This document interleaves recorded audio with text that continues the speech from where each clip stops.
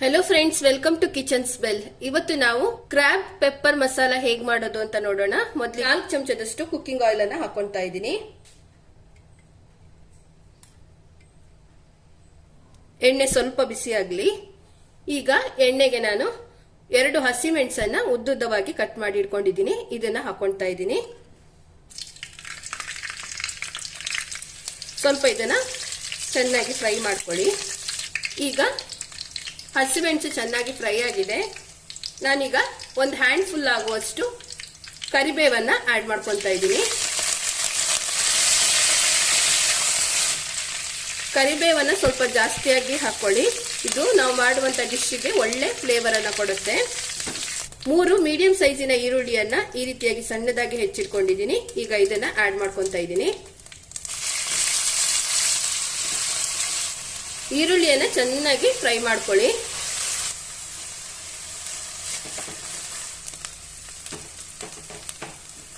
Friends, ಈರುಳ್ಳಿ ಇಷ್ಟು fry ಆದ್ರೆ ಸಾಕು ನೋಡಿ। ಹೀಗೆ ನಾನು ಫ್ರೈ ಮಾಡ್ಕೊಂಡಿದ್ದೀನಿ। ಈಗ ಇದಕ್ಕೆ ನಾನು 1 ಚಮಚದಷ್ಟು ಜಿಂಜರ್ ಗಾರ್ಲಿಕ್ ಪೇಸ್ಟ್ ಅನ್ನ ಆಡ್ ಮಾಡ್ಕೊತಾ ಇದ್ದೀನಿ। ಚೆನ್ನಾಗಿ ಎಲ್ಲವನ್ನ ಮಿಕ್ಸ್ ಮಾಡ್ಕೊಳ್ಳಿ।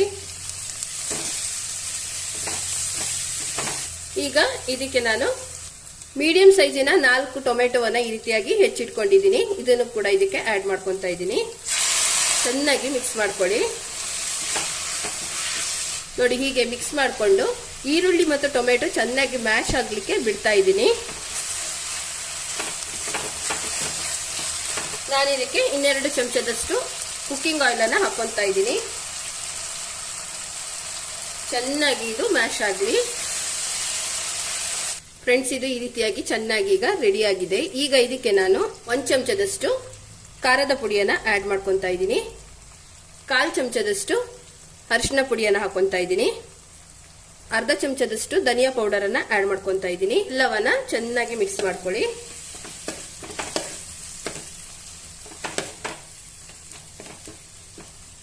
ಇಲ್ಲಿ ನಾನು ಕ್ರಾಬ್ ಅನ್ನ ಚೆನ್ನಾಗಿ ಕ್ಲೀನ್ ಮಾಡಿ ತೊಳೆದು ರೆಡಿ ಮಾಡಿ ಇಟ್ಕೊಂಡಿದ್ದೀನಿ। 2 ಭಾಗವಾಗಿ ರೆಡಿ ಮಾಡಿ ಇಟ್ಕೊಂಡಿದ್ದೀನಿ ನೋಡಿ। ಈ ರೀತಿಯಾಗಿ 2 ಭಾಗ ಮಾಡ್ಕೊಳ್ಳಿ। ಈಗ ಇದನ್ನ ಇದಕ್ಕೆ ಆಡ್ ಮಾಡ್ಕೊತಾ ಇದ್ದೀನಿ ನೋಡಿ। ಈಗ ಎಲ್ಲವನ್ನ ಚೆನ್ನಾಗಿ ಮಿಕ್ಸ್ ಮಾಡ್ಕೊಳ್ಳಿ।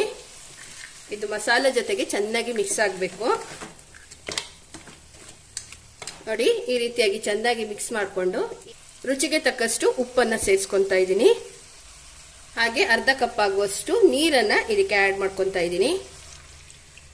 ನೀರು ಹಾಕೊಂಡು ಎಲ್ಲವನ್ನ ಮತ್ತೊಂದ್ಸಲ ಮಿಕ್ಸ್ ಮಾಡ್ಕೊತಾ ಇದ್ದೀನಿ। ಈಗ ಲಿಡ್ ಕ್ಲೋಸ್ ಮಾಡಿ ಒಂದು 4 ನಿಮಿಷ ಇದು ಚೆನ್ನಾಗಿ ಕುಕ್ ಆಗ್ಲಿಕ್ಕೆ ಬಿಡ್ತಾ ಇದ್ದೀನಿ ಫ್ರೆಂಡ್ಸ್। ಈಗ ಒಂದು 4 ನಿಮಿಷ ಆಗಿದೆ, ನಾನು ಲಿಡ್ ಅನ್ನ ಓಪನ್ ಮಾಡ್ತಾ ಇದ್ದೀನಿ ಫ್ರೆಂಡ್ಸ್। ಎಲ್ಲವನ್ನ ಚೆನ್ನಾಗಿ ಮಿಕ್ಸ್ ಮಾಡ್ಕೊತಾ ಇದ್ದೀನಿ। ನೀವು ನೋಡ್ಬೋದು ಚೆನ್ನಾಗಿ ಈಗ ಕುಕ್ ಆಗಿದೆ। ಒಂದ್ ವೇಳೆ ಉಪ್ಪೇನಾದ್ರೂ ಬೇಕಾದ್ರೆ ಈ ಟೈಮಲ್ಲೇ ಸ್ವಲ್ಪ ಆಡ್ ಮಾಡ್ಕೊಂಡ್ಬಿಡಿ। 1/4 ಚಮಚದಷ್ಟು ಜೀರಾ ಪೌಡರ್ ಅನ್ನ ಆಡ್ ಮಾಡ್ಕೊತಾ ಇದ್ದೀನಿ।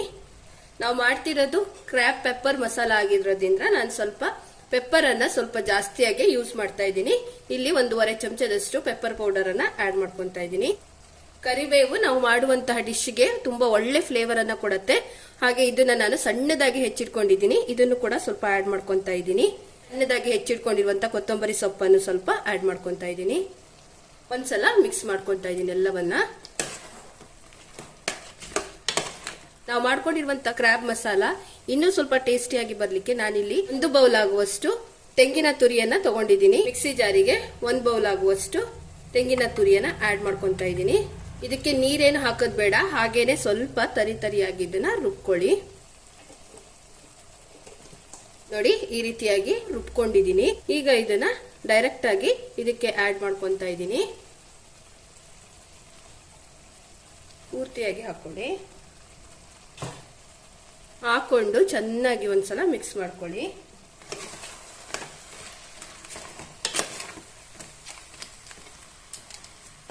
ನೋಡಿ। ಚೆನ್ನಾಗಿ ನಾನು ಮಿಕ್ಸ್ ಮಾಡ್ಕೊಂಡಿದ್ದೀನಿ।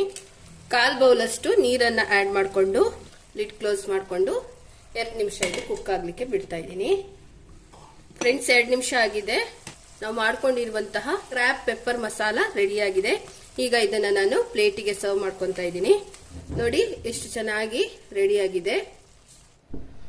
ಫ್ರೆಂಡ್ಸ್, ತುಂಬಾ ರುಚಿಕರವಾದಂತಹ ಕ್ರ್ಯಾಬ್ ಪೆಪ್ಪರ್ ಮಸಾಲ ರೆಡಿಯಾಗಿದೆ. ಇದು ತುಂಬಾ ಅಂದ್ರೆ ತುಂಬಾ ಟೇಸ್ಟಿಯಾಗಿ ಆಗುತ್ತೆ. ನೀವು ಕೂಡ ಮನೇಲಿ ಟ್ರೈ ಮಾಡಿ, ನಿಮಗೂ ಕೂಡ ಇಷ್ಟ ಆಗುತ್ತೆ. ಹಾಗೆ ನನ್ನ ಚಾನಲ್ ಅನ್ನ ಸಬ್ಸ್ಕ್ರೈಬ್ ಮಾಡೋದನ್ನ ಮರಿಬೇಡಿ. Please like and share with your friends and family. Don't forget to subscribe and press the bell icon to get latest videos from kitchens bell.